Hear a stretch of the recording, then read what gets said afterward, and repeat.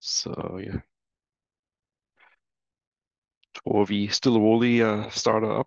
Så velkommen til vores seneste BIM CPH webinar. I dag vi har Silke Johansen fra eClink til at præsentere lidt om klassifikation i byggeri og hvordan du bruger det i virkeligheden. Det er ikke nogen bare til at gå igennem en model og klassificere objekter, men det er brugt i virkeligheden. Så vi virkelig glæder os til at høre, hvad hun har til at sige om det i dag.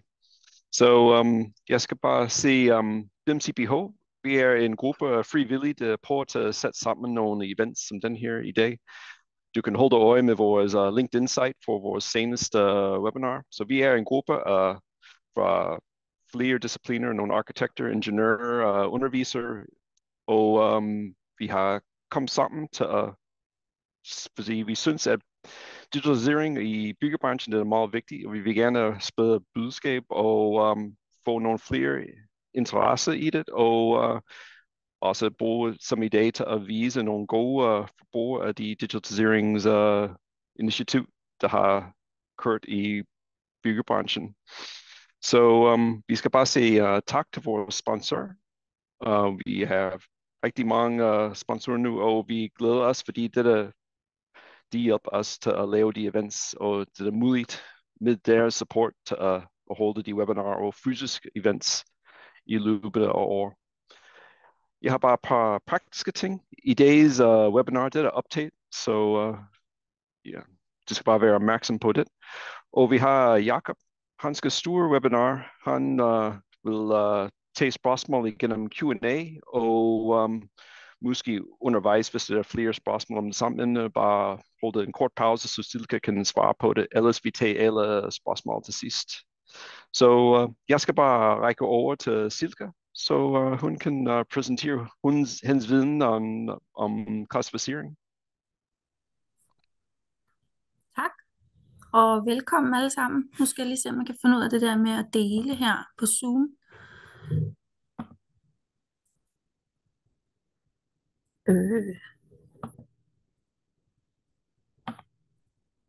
Der må I lige være lidt overbærende. Det virker til, at alle kan se det. Yes, Jakob giver thumbs up. Jeg har været med til et projekt, der ligger midt inde i København, som var et projekt, der skulle blive til et 5-stjernet hotel. Først skulle der have været et Hilton-projekt, et Hilton-hotel. Der kom så alt muligt. Så det endte med at blive et NH Group Hotel, stadig 5-stjernet. Det er en renoveringssag og milliardbyggeri. Og man kan sige, klassificeringer og alt det her med BIM og sådan noget, giver jo mest mening i min optik ved store byggerier. Ikke de der små, der er det altså omkosteligt at gå ind i den fulde BIM-pakke. Men jeg vil gerne fortælle lidt om, hvordan vi så på det i teamet. Det var med NCC, og jeg var fagentreprenør på det tidspunkt. Skal jeg se, om jeg kan finde ud af at skifte slide her. Det kan jeg så heller ikke finde ud af. Hvorfor kan jeg ikke finde ud af det? Sådan. Jeg synes, det vi møder meget i branchen, det er, at det er meget dyrt at modellere, og vi har ikke tid til at modellere, og der er stor differens mellem niveauet af modeller. Nu er jeg ventilationsmand, dame. Der er vi, synes jeg selv, ret langt fremme med at modellere, fordi vi griber modellerne tidligere end de andre fag. Det er selvfølgelig bare min holdning. Og generelt synes jeg også, at vi ser lidt, at holdningen er lidt, at modellerne er okay, men vi bygger efter tegningerne, og vi kigger ikke rigtig i dem, så der er nogle projekterende, der har siddet og lavet en masse flotte modeller og så videre, men når vi så begynder at bygge, og når vi driftsætter, og når vi overgiver det til bygherrer, så bliver de her modeller faktisk slet ikke brugt mere. Og så synes jeg også, at vi møder egentlig, at beskrivelser og tegninger, det egentlig ikke passer så godt sammen. De ting, som vi ligesom sidder med, det er jo, at vi skal forene informationerne fra nogle arbejdsbeskrivelser, nogle tegningslister, nogle rumbeskrivelser og rumtegninger, indretningsplaner, loftplaner, der skal passe sammen, snit, alt muligt skal passe sammen for ligesom at kunne bygge det her og i driftsætte det. Og det kan være vanskeligt at finde alle de informationer et sted, og man skal lede længe. Og det der med, at det bliver tit ikke krydstjekket. Vi har beskrivelser for de forskellige fag. Der kan være mange flere fag end dem her, der er bare beskrevet her. Og for at vi kan i driftsætte de tekniske fag, så skal det hele passe med CTS'en. Så vi kan egentlig hver især have lavet rigtig meget flot. Men hvis det ikke gribes og koordineres med CTS, så falder det til jorden. Og det kan være bøvlet. Vi fik så til opgave der i NCC, eller sammen med NCC, og det skal lige siges, det var faktisk NCC's projekteringsledelse, der gerne ville i mål med det her med digital byggeri, fordi de mener, det er fremtiden. Og det er jeg faktisk ret enig i. Jeg synes faktisk, det er en rigtig god måde at minimere. Vi vil aldrig fjerne fejl, men vi vil minimere mange af de udfordringer, vi står med, når vi skal aflevere og i driftsætte byggerier. Og det er egentlig også, at samtidig det skal være nemt for håndværkerne at bygge. Og det skal være nemmere, end at han går hen og finder i sin stak af tegninger. Så skal det være nemmere for ham at bruge modeller. NCC satte sådan nogle arbejdsplatforme op inde i bygningen og uden for bygningen med modellen i Dalux, så man hele tiden kunne gå hen til sådan en arbejdsstation og kigge i modellen og snakke om det til formandsmøder, til gennemgangsmøder, til alt muligt, som man i forvejen gør, hvor man på andre byggerier folder en tegning ud, går hen til en stak papir og så videre, så var der de her skærme til rådighed. Det fungerede rigtig godt. Og for det ligesom især kommer til at virke, det er jo, at alle er indforstået med, at alle informationer skal ind i den samme model. Og alle skal være indforstået med, at alle skal putte deres informationer ind. Og det kræver rigtig meget af projekteringsledelsen og af de forskellige fagentreprenører.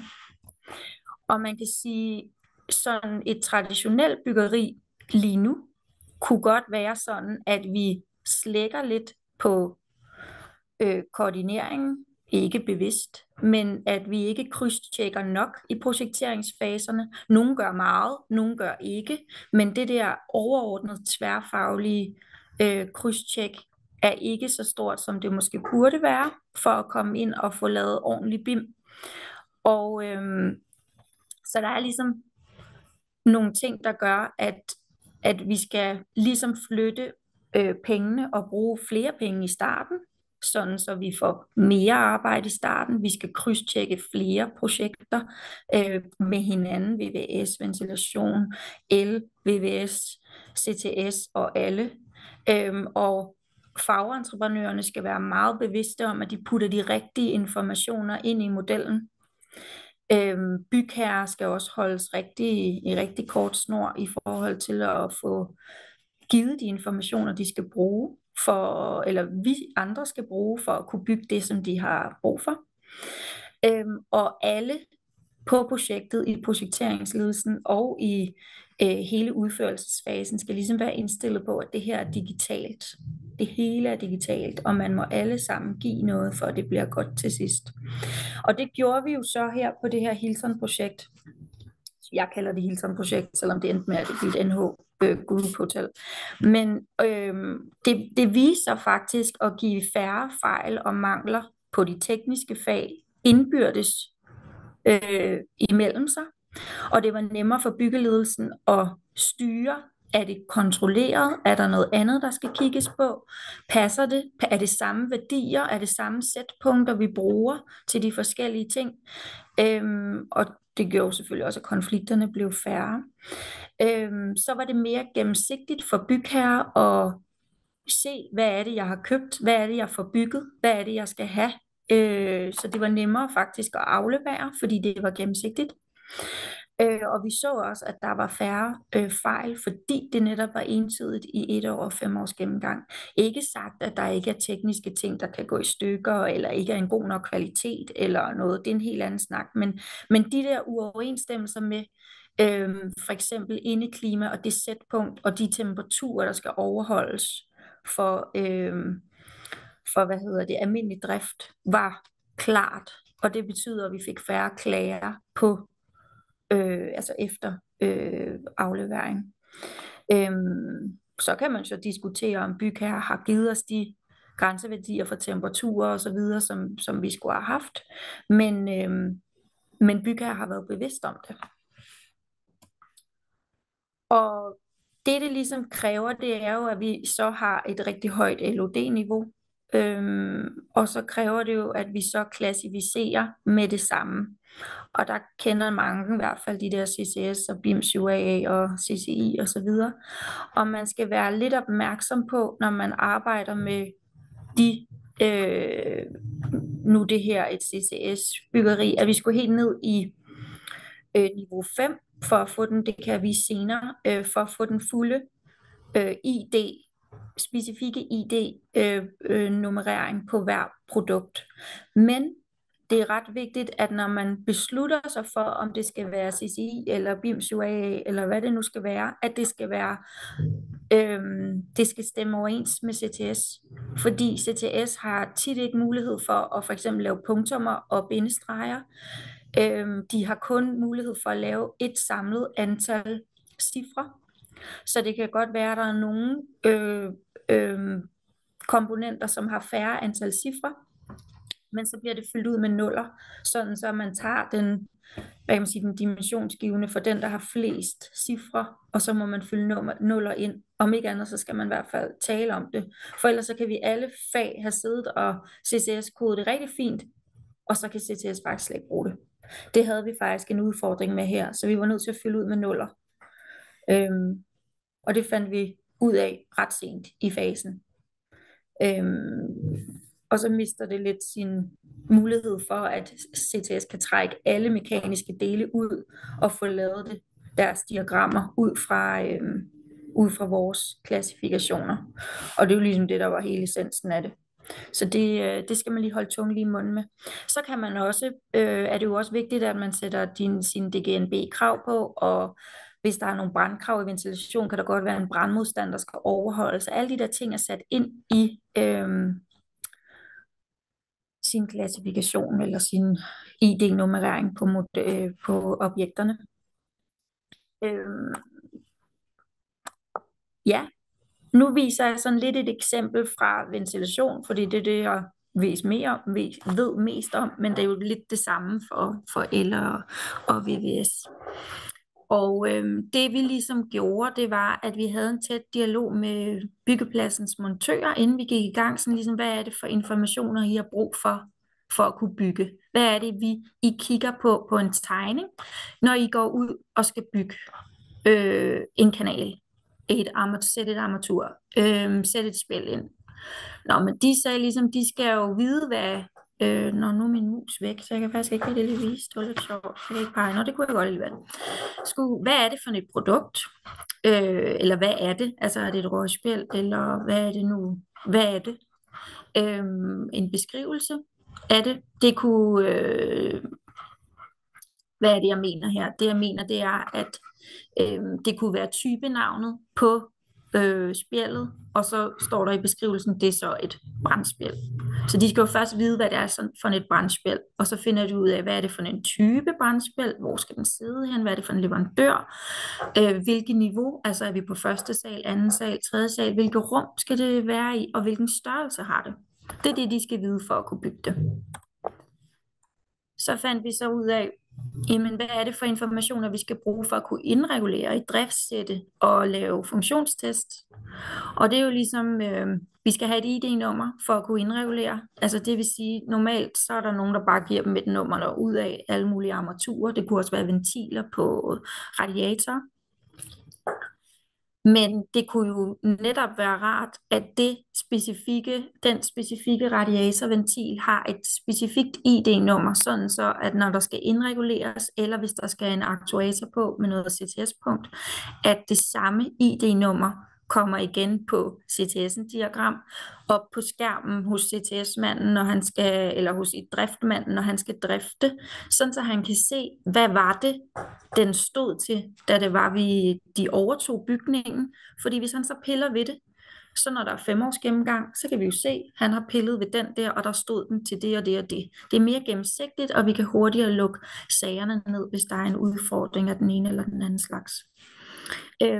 For ventilation er det, at vi måler en eller anden luftmængde, en eller anden temperatur, og det registrerer vi jo nogle indreguleringsrapporter, eller endnu bedre, det kunne være næste step på en anden byggesag, put informationen eller den målte indreguleringsværdi og tryk ind som en del af de her punkter, der er listet op her. Så ved man, hvad der er afleveret. Det kunne være noget, man sikkert kunne arbejde på i fremtiden. Men så er det i hvert fald låst, så ved vi, hvad der er blevet afleveret. Vi kan gennemskue det hele vejen tilbage til CTS og til, hvad har vi afleveret, da vi afleverede. Og hvilke informationer skal der så afleveres i forhold til IKT og normer og bygningsreglementer? Og der var jo faktisk rigtig mange ting her. Og ud af det, så fandt vi ud af, jamen så var det jo så alle de oplistede punkter, jeg har skrevet i den venstre side, som skulle være en del af informationsniveauet, når en montør og en idriftsættelsesmand eller en byggeleder skulle gå ud og kigge og trykke på et komponent i Dalux. Så det skulle ikke være mere, skulle heller ikke være mindre. Det der dækker ligesom hele pakken for alle. Og der er nok rigtig mange af jer, der kender Dalux, og det kan sagtens være, at I alle sammen kender det hele, så det er en gentagelse. Men det vi gjorde, det var egentlig at få så få klik som muligt, til at de får de informationer om alt efter hvilke led i byggeledelsen man er, om man er montør, eller man er byggeleder, eller man er driftmand. Så skal der være de informationer, de skal bruge ved meget få klik. Så ved et klik, så tog man, nu er det bare et eksempel med et hotelværelse med en kontrolventil, så kunne man trykke på detaljeret visning, og ved 2 klik, så kunne der ligesom komme det frem om objektet, som vi lige havde klassificeret og lige sat på. Og det er denne her ID-kode, jeg ligesom taler om. Det er den, der ikke kunne optage punktummer, bindestreger og sådan noget. Så det blev til ud i en køre. Det overholder jo faktisk ikke helt CCS-kodning. Det skal man sådan lige være opmærksom på. Der afviger man fra noget, for at gøre det til noget, vi faktisk kan bruge. Og det skal alle ligesom være indforstået med. Ja, og så var der bygningsdel, så kunne de ved 3. og 4. klik, så kunne de jo faktisk få deres bygningsdelskortet kom frem. Og der kan vi se her ved 5. klik, så har de så, det kunne så være en montagevejledning, det kunne være en installationsvejledning til lofter, det kunne være sikkerhedsblad, det kunne være alt muligt. Vi lavede det også med brandlukninger, det har jeg desværre ikke gjort her, men sådan hvis man trykkede på en væg, så kom der en væg, og så skulle der en kanal igennem, eller et brandspjald, så trykkede man på den godkendte brandløsning for den væg. Så trykkede man på den, og så havde man lavet brandlukningen der, som var godkendt. Fordi det kan jo godt lidt være et helvede at finde ud af, hvad skal lukkes med hvad, hvilke steder. Er det en brandfuge? Er det en lydfuge? Hvad er det? Så ved 5 klik, så kan man komme til database, montagevejledninger, eldiagrammer, CE-mærkninger, alt det, som vi ligesom putter på. Og samtidig, når du så har gjort det, faktisk inden du bygger, har du lavet din DRV.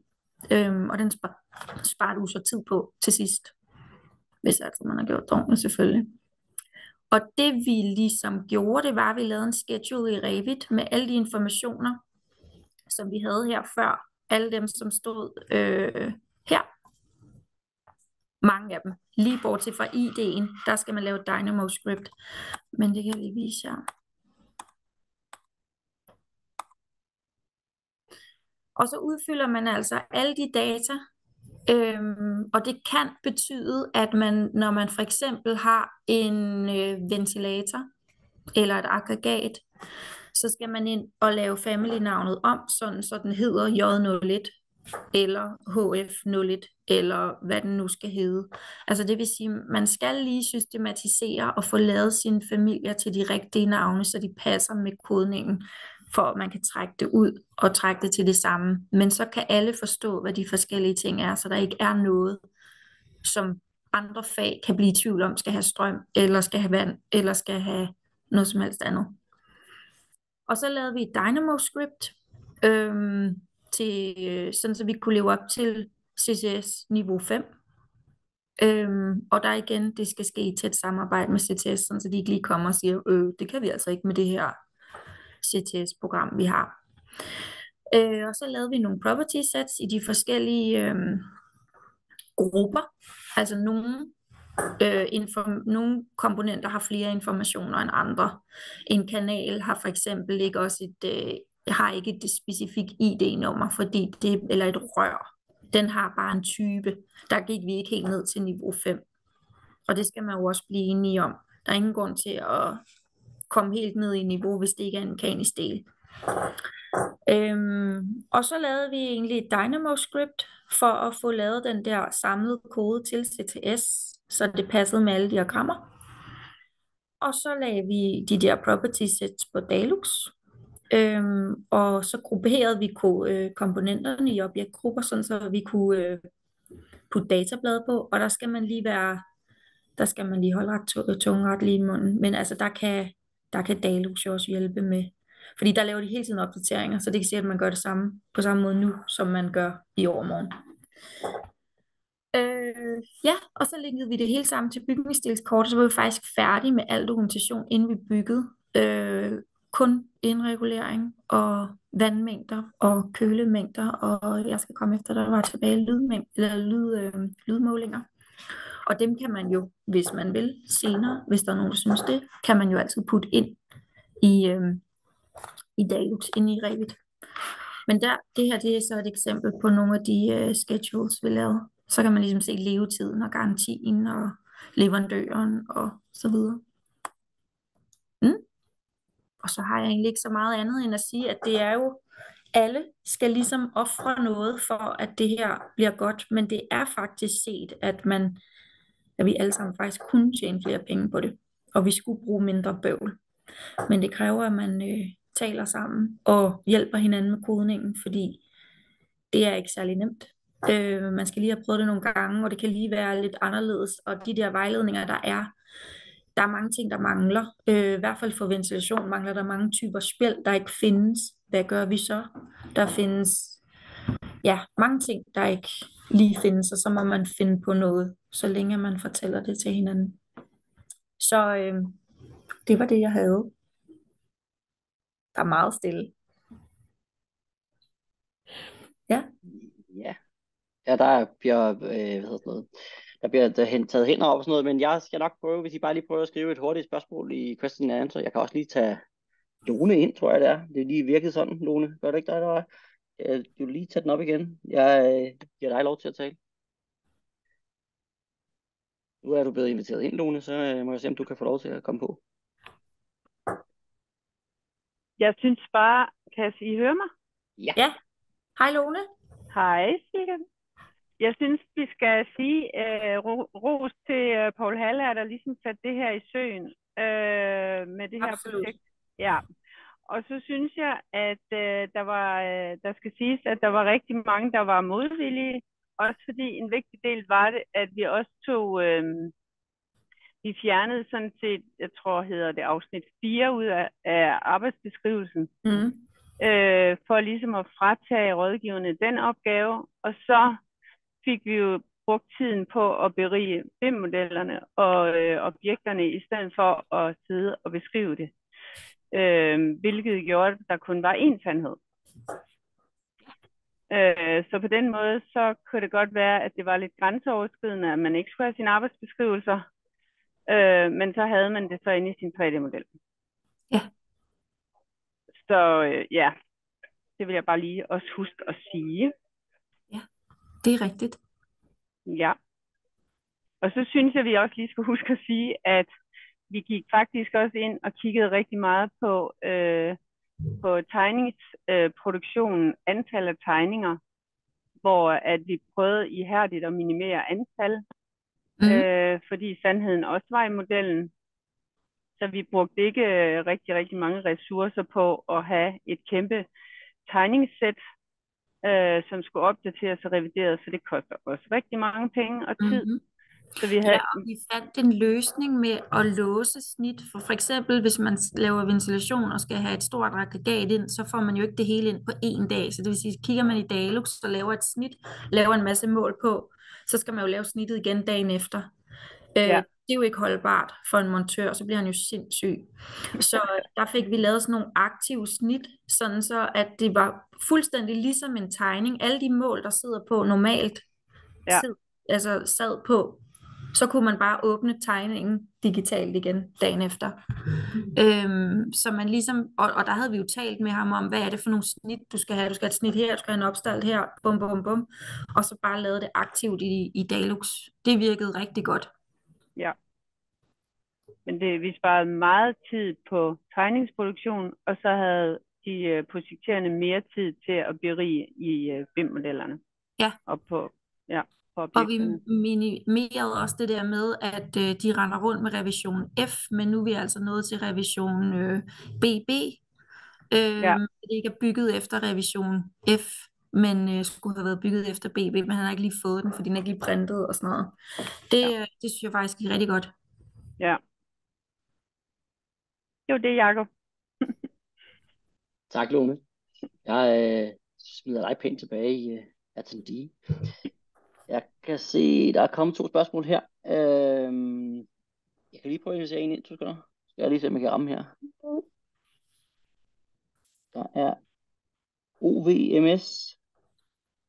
Kan vi få ham ind? Skal jeg bare lige se, om jeg kan trykke her. Nu er det også mig, der skal have det her til virke, så det er godt nok.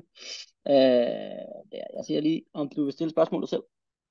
Silke, du er blevet inviteret ind. Unmute. Yes, jeg tror, jeg trykker unmute. Kan I høre mig? Du er på. Jeg hører dig. Ja, det lyder super godt. Ja, jeg vil bare lige starte med at sige tak for et super spændende oplæg.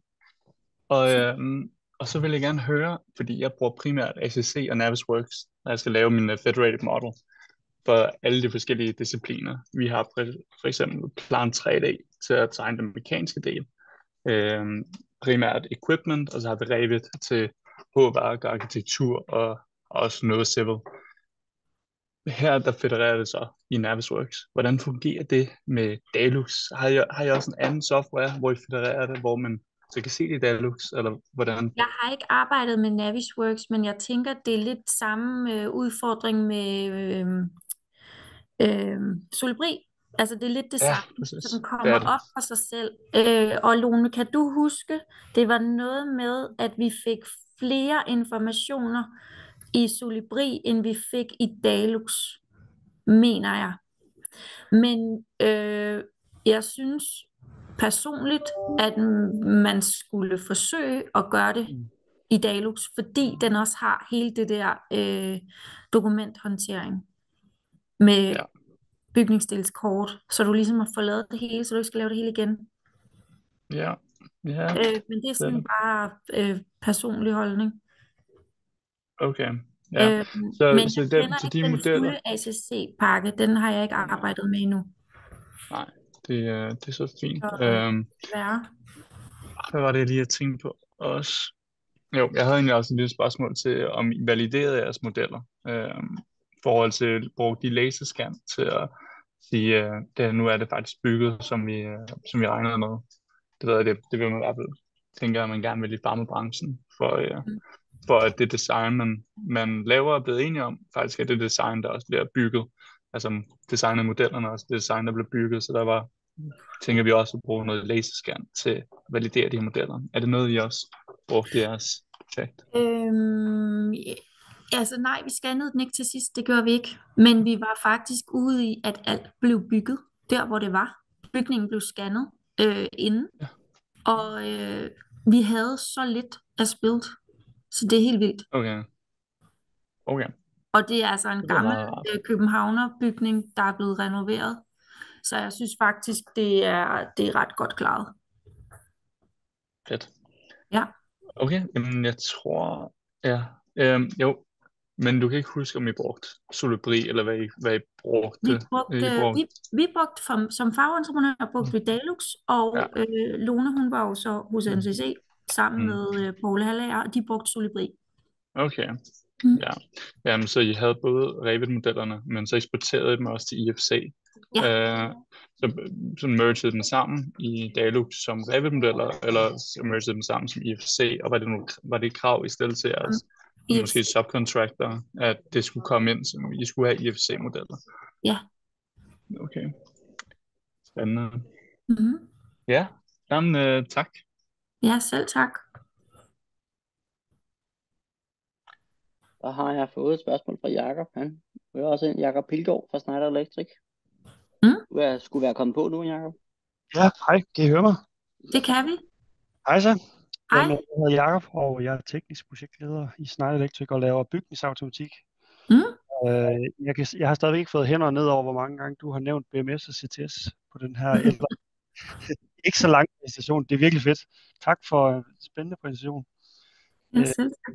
Nu har jeg har ikke Revit-teknisk eller teknisk designer og sådan noget, men jeg kan virkelig se en kæmpe værdi i det her med BIM og hele det her digitale.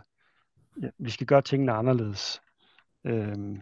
Og nu skal jeg ikke lyde som salgstale, men det her med, at man er nødt til at få CTS og BMS inddraget meget, meget tidligere i projekterne. Det synes jeg virkelig, at vi kan ikke blive ved med at komme ind 5 minutter lukketid, fordi der er toget kørt. Ja. Det vil virkelig redde mange projekter. Det var bare lige sådan en lille input for mig. Ja. Men vi siger jo også, at vi arbejder røven ud af bukserne for at klassificere alt muligt, og så kommer CTS og krøller det hele sammen, fordi det kan slet ikke lade sig gøre på den der måde. Så det har egentlig alle sammen spilletiden. Og det giver jo ingen værdi for nogen, at det skal være sådan. Det er simpelthen det er tydeligt også. Men I er meget dyre, så jeg tror, I er svære sådan at lave priser med. Det er derfor, jeg kommer til at se lidt. Det kan godt være. Det skal jeg ikke kloge mig på. Men jeg hygger mig i hvert fald gevaldigt med Lone oppe i Hillerød, så det ved hun alt om. Ja, men det jeg egentlig ville sådan lige spørge lidt til, altså, det her med, du ved, sådan plejer vi at gøre, og den der, nej tak, det skal vi ikke have noget af. Altså, hvordan får vi i fællesskab brugt den ned til at, hvad tænker du? Altså, hvad kan vi gøre for at komme lidt videre i teksten? Altså, jeg synes blandt andet, vi gør det ved, at vi taler om det nu, og viser, at det faktisk godt kan lade sig gøre, og at man faktisk godt kan tjene penge på det, fordi så har vi alle sammen lukket sagerne økonomisk, og så skal vi ikke åbne dem igen om 5 år, fordi at vi har lavet en eller anden bøf, eller der var et eller andet, der ikke lige passede sammen, eller der var lige noget, der blev forskudt, eller et eller andet. Altså, og så skal vi måske opdrage lidt på vores kunder. De skal være bedre til at fortælle os, hvad det er, de gerne vil have, for vi kan i virkeligheden bygge det hele. Ja. Men hvis de ikke fortæller os, hvad det er, de gerne vil have bygget, så er det svært. Altså, jeg tror, kunderne skal ligesom vide, og de skal vide, hvad de køber, og hvad tingene koster, og hvor lang tid det tager at bygge. Det issue har vi jo også i branchen. Det er, at kunderne vil have det tidligere, end det kan lade sig gøre. Så jeg tror, at vi alle sammen, der bygger, skal være bedre til at snakke om det og fortælle, men I vil også have det tidligere, end det kan lade sig gøre. Det kan vi altså ikke. Og så sprede budskabet om, at det kan lade sig gøre. Det er set før, men alle må give noget. Ja. Jamen, jeg ved ikke, jeg tror simpelthen, vi skal tale om det. Jamen, jeg er helt enig. Noget her. Altså, ellers så kommer vi aldrig videre, og så bliver vi ved med Og hvis man står lidt på den liste, jeg havde lavet med mere og mindre, så laver vi mere i starten, mindre til sidst. Altså arbejdet skal jo laves, hvor før i tiden lavede vi måske lidt mindre i starten, og tænker, det hele skal nok gå, og det løser de på pladsen, og vi passer måske vores egen lille butik, og så når de bygger, så er det hele ramler. Så pengene bliver jo brugt alligevel, men måske holder vi endda arbejdsbyrden lidt nede og hjælper dem, der skal bygge det. Det synes jeg jo er i hvert fald alt, hvad vi kan i projekteringsfasen, ikke? Jamen helt enig. Og nu siger du, pengene skal bruges uanset hvad. Altså, Ja, hvis man vælger at bruge pengene til sidst, så kommer der også den der gangefaktor ind, som der sjovt nok sker. præcis. Ja, Så ja, helt klart tidligere inddragelse. ja, Og det der, du krydstjek, altså det er jo simpelthen, det er jo vand på min mølle, at vi er nødt til at finde ud af, at tingene hænger sammen, og jo ja. tidligere, jo bedre. Så Men en bøn til CTS-folk, det er, at de lærer at kigge i Revit og modellere og trække den data ud af modellerne, de skal bruge for at se, om deres projekter passer med det, de skal have fat i af mekaniske dele. Det kunne være så fedt. ja, enig. Det er Det er noteret. nok, Tak for spørgsmålet, Jacob. Ja, tak. Hej. Jeg har Martin fra BuildCode, der lige har 2 ting. Han har noget omkring noget, der virker til at revidere det, og også nogle spørgsmål til, hvordan I har lavet revisionshistorik. Jeg inviterer dig lige ind, Martin, så du selv stiller spørgsmålene lidt mere præcist end jeg. Ja, men helt i orden. Jeg håber, I kan høre mig. Du er fint hjemme. det kan vi. Nå, men det var bare, der blev stillet et spørgsmål til sådan, jeg vil sige noget i forhold til revisioner, og noget måske i forhold til stadeopgørelser senere hen i processen. Jeg ved ikke, du fortalte ikke så meget om det, det var meget omkring projekteringen, kan man sige, men det kan være, at du også fulgte med sådan, i selve udførelsen. Ja, det gjorde jeg, men jeg kan, nu du nævner det, kan jeg jo godt huske, det talte vi rigtig meget om. Jeg kan simpelthen ikke huske, hvad det endte med. Kan du huske det, Lone? Hvordan vi lavede revisionsstyring? Jeg inviterer lige Lone hen. Ja, gør lige det. Gør lige det. Og så du også være på, Lone. Det kan jeg simpelthen ikke huske. Men det var nemlig et kæmpe, det var en udfordring. Jamen, jeg tænker, Men det blev løst. ja, Det var jeg ikke tænker sådan. i forhold til, at nu ved jeg ikke, hvordan jeres kontrakt var sådan indbyrdes, du udtaler så, altså, ja, som fagentreprenør, ikke, under SSC. Så jeg tænker, at altså, alle de ændringer, der måtte være, de kunne jo afstedkomme nogle ekstra arbejder eller lignende. Eller er der nogle ændringer, som kunne ændre i tidsplan eller lignende? Faktisk var det sådan, at der var nærmest ingen ændringer. Og det er helt klart projekteringsleder Paul og hele hans team der, og projektchefen fra NTC, deres fortjeneste, de fik simpelthen, altså vi gik ikke i jorden, før at projektet var klart. Så var der nogle meget, meget, meget få ekstra arbejder, men de blev afklaret, inden vi byggede. Det lyder helt vanvittigt, men det gjorde det. Ja, men hvordan så I så den risiko, der var, hvad man sige, altså det var godt, at det gik godt, kan man sige, men ja, hvis der nu skete sådan nogle store ændringer, jeg ved ikke, hvad det kunne være, men det kunne være, at noget af grunden, at der var måske fejl i scanningsgrundlaget, for eksempel, det ville være ret alvorligt, kan man sige. Jeg ved, vi har problemer med et køleanlæg, men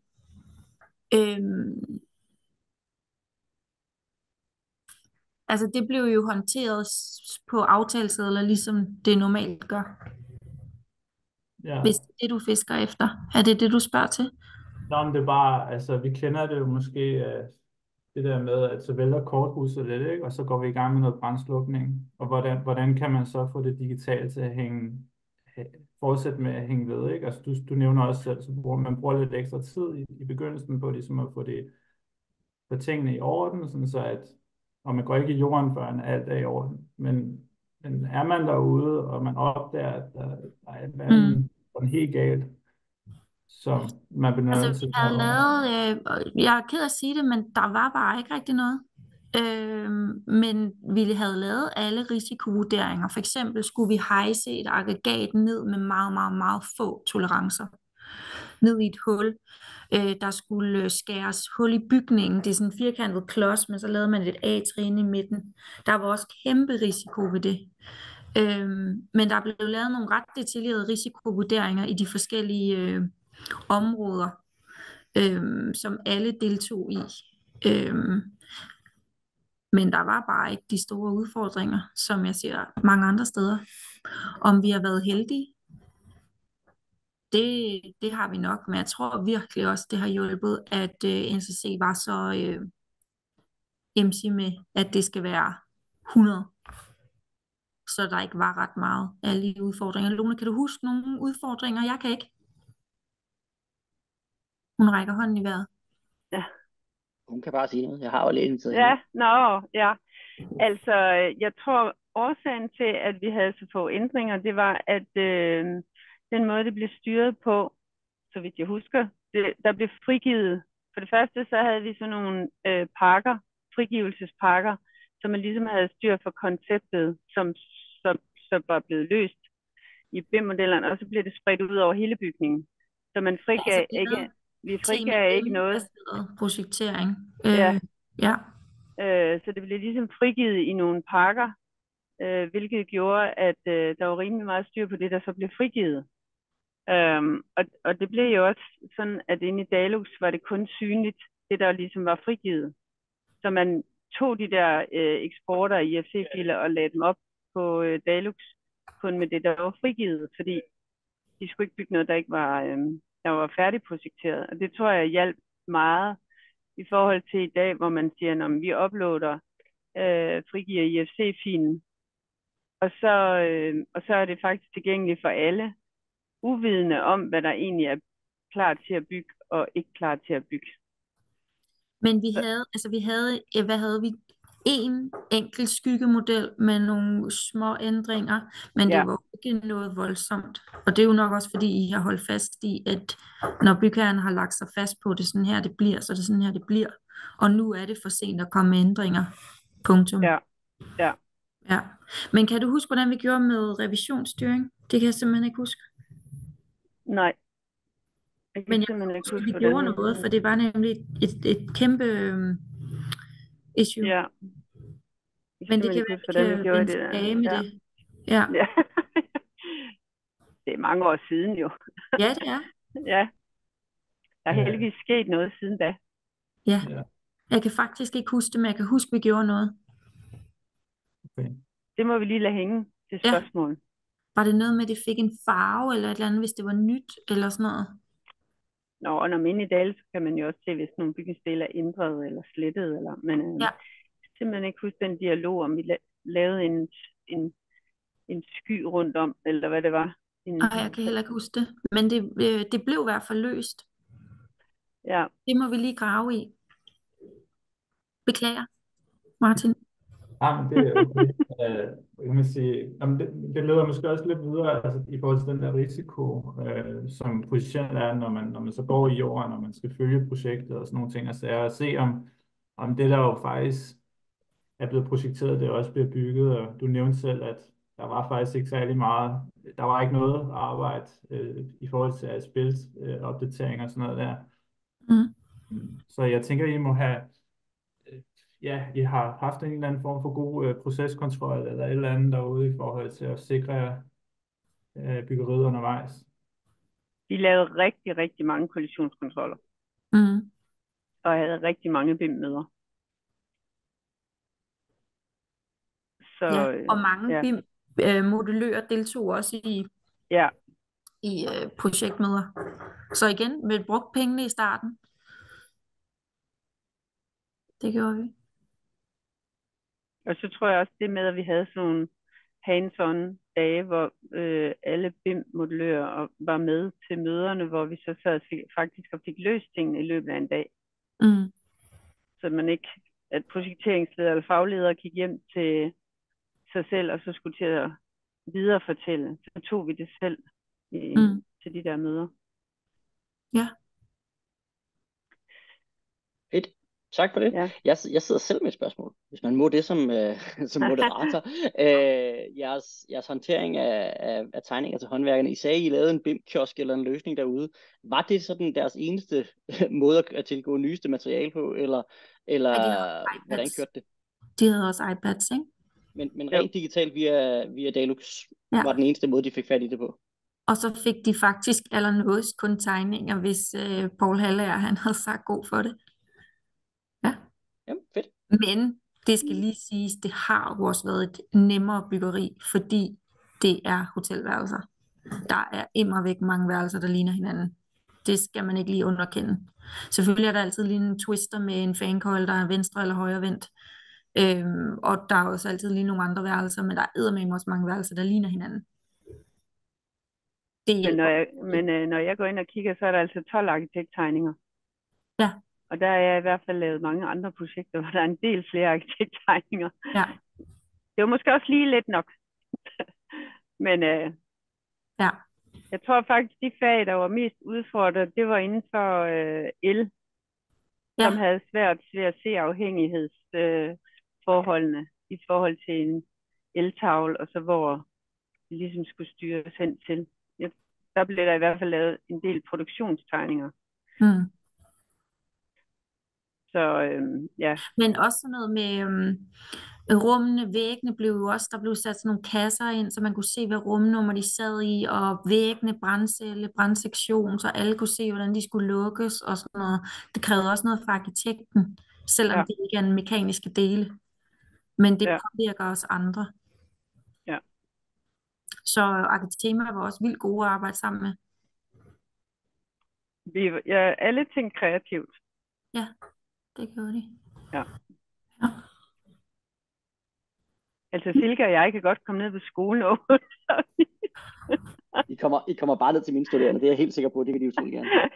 Men det kan vi tage en anden dag. Det er jeg helt sikker på, det kunne være sjovt. Men jeg tænker på, at der er måske lige tid til et enkelt spørgsmål, hvis nogen sidder og brænder inde med det, og ellers så tænker jeg, at vi afrunder stille og roligt.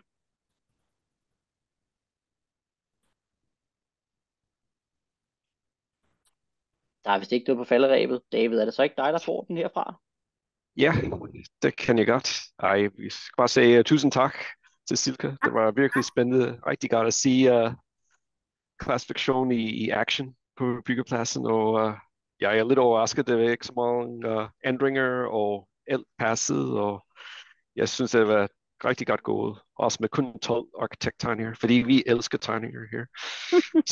Men jeg tror, det er fremtiden. Måske vi har snakket om det i mange år. Vi skal ikke have flere tegninger, og du har vist, det er muligt. Så jeg skal bare sige tusind tak. Vi vil gerne have dig tilbage. Lære lidt mere om klassifikation i fremtiden. Det var virkelig spændende. Så hvis du vil gerne høre om flere events, som BIM CPH holder i fremtiden, du skal bare komme ind på vores LinkedIn-page og tilmelde dig, og du kan få den seneste information, og vi forventer at holde en i den næste halvanden måneds tid, så hold øje med LinkedIn, og jeg tror, vi også har en ny website på vej, så vi ser til, når det er klar. Så tusind tak, Silke, og tak, Jakob, for at holde styr på det hele, og vi ses igen om et stykke tid. Selv tak. God dag. Ja, god dag. Lige måde.